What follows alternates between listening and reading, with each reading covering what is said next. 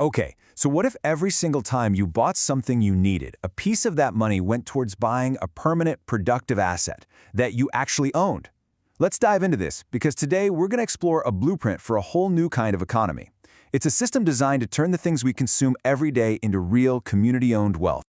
But, to really get why we need a new system, we have to start with why the old one is failing so badly. Just take a look at this. Even with a ton of investment, health outcomes for indigenous peoples in British Columbia aren't just stuck, they're actually getting worse. This system we have now, it's just not getting to the root of the problem. In this number, this hits you right in the gut. In just 4 years, the life expectancy for status First Nations in BC dropped by a shocking 6.1 years. Think about that. That isn't just a statistic on a screen. That's a sign of a profound systemic breakdown. So what's really going on here? The problem isn't that we aren't spending enough money. The problem is a massive flaw in the very design of how we even approach health and wellness. So yeah, let's dig into why our current systems just aren't working. Now this diagram really lays it all out. Our current model is completely reactive. It's all about expensive, last-minute care, this revolving door of ER visits and hospital stays. We are literally spending millions managing sickness instead of investing in creating wellness. It's just a vicious cycle of cost and crisis, and there's no clear way out. And this design flaw goes way beyond healthcare. It's about the fundamental way we create and share value across our entire society. And here it is. This is the core idea from the source material that just reframes the whole conversation. The massive challenges we face, like poverty, like poor health, they don't exist because we lack resources. They exist because the systems we've built are just poorly designed. So this is the old way of doing things. You've got these 3 incredibly powerful forces, right? You have capital, which wants to grow but is often disconnected from the real world. You have real estate, which is stable but super slow to change. And then you have technology, which moves fast but often lacks a connection to anything physical. They're all running on parallel tracks, completely missing the chance to create something amazing together. So if the old system is broken by design, well, then the solution has to be a better design. It means architecting a whole new operating system that finally brings these forces together. And this is what it looks like, a symbiotic engine where all those separate pieces are woven together. Smart capital is used to deploy technology, and that tech enhances the value of incredible, one-of-a-kind properties. It just feeds itself, a totally virtuous cycle. And guiding this entire engine is an ethical AI called GenAI. The best way to think of it is as the system's central nervous system, or maybe a master gardener. It uses algorithms to find the best path forward, all while following one simple core rule: do no harm. The result of all this is what the source material calls the butterfly effect. It's this whole new way of thinking, where small, really intentional actions can set off these massive, positive waves of change that just keep building on themselves.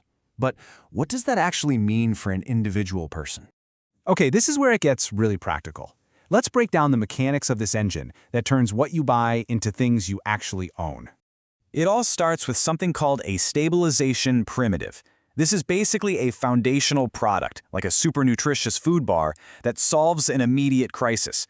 It stops the bleeding, It deals with hunger right now, which buys the precious time needed for the system to do its deeper, more structural repair work.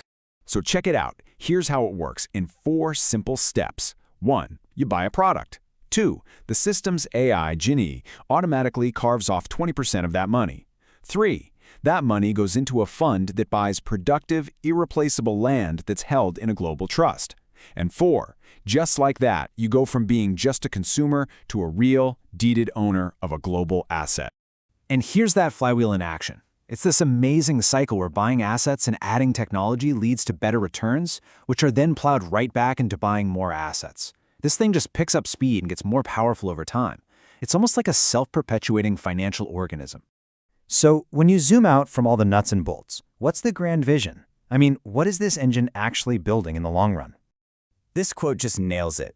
This isn't about speculating on some digital coin.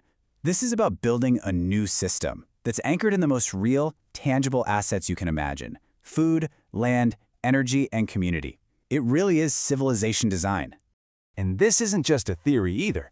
This vision is already being mapped out on a global canvas. The whole system is designed to acquire and protect this portfolio of culturally and environmentally vital places, these sanctuaries. starting with these first 5 locations. And just look. Look at the kinds of assets we're talking about. From the Tree Hotel in Swedish Lapland, a place where technology actually deepens our connection to nature, all the way to a massive, remote ranch in Patagonia, these are absolutely irreplaceable treasures. So let's bring this all home. Why is this idea of an asset-backed future so incredibly important right now? Well, here's the final contrast. The old paradigm is all about hoarding assets, right? Preserving wealth for just a few people as a defense against a collapsing system.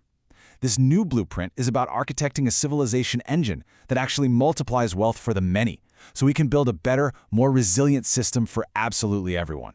And the ultimate goal is a term we heard earlier, wealth sovereignty. It's about a fundamental shift, moving away from depending on aid and temporary fixes and moving towards permanent, community ownership of the very assets that keep us all alive. It's about building a future by owning a piece of your present. So I'll just leave you with this question. What if the simple act of meeting your everyday needs for food, for wellness, could be the very engine that builds your permanent wealth and a more resilient world for all of us?